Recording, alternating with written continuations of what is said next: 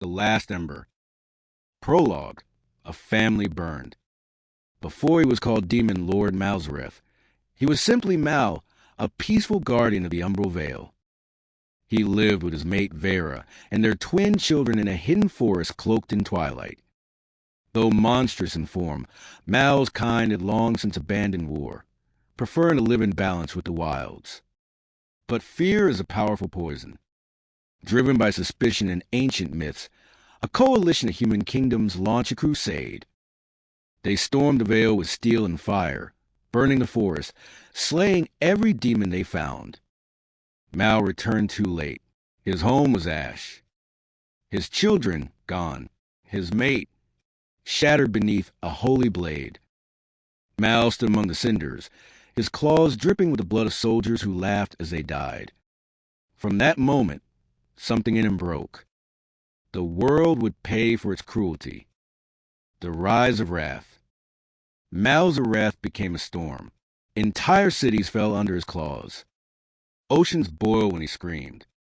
His heart, once full of love, beat only for destruction. Kingdoms that once hunted his kind begged for mercy, but he gave none. In 10 years, half the world turned to ruins. Survivors whispered his name as a curse. Others worshipped him, fearing his wrath. No sword could pierce him.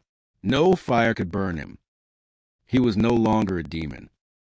He was vengeance incarnate. A hero awakens.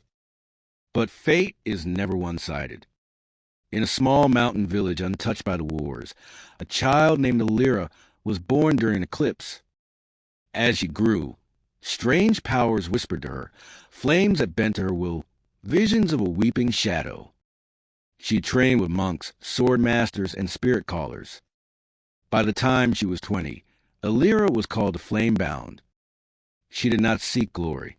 She sought balance. And she knew, if Malzareth was not stopped, there would be no world left save. The final battle. Alira climbed the black cliffs of Obsidian Reach, where Malzareth brooded in a palace of bones and fire. The skies thundered as she stood before him.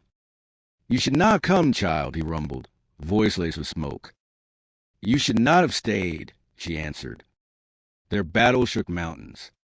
Alira danced through flame and shadow, her blade gleaming with ancestral fire. Malzareth summoned storms of grief and hatred, but Alira's light pierced the darkness. As they fought, she saw the sorrow buried beneath his rage. She did not hate him, but she could not let him live.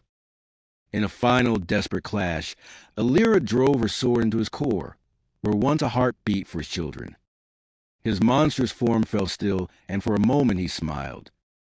"You remind me of her," he whispered, before turning to ash. Epilogue. From ashes, hope. The world did not heal overnight, but it began to. Alira walked away from the ruins, carrying both the burden and the memory of the demon lord who was not born a monster, but made one. Statues would be raised in her name, but in her heart, he always remembered, victory is not only in battle,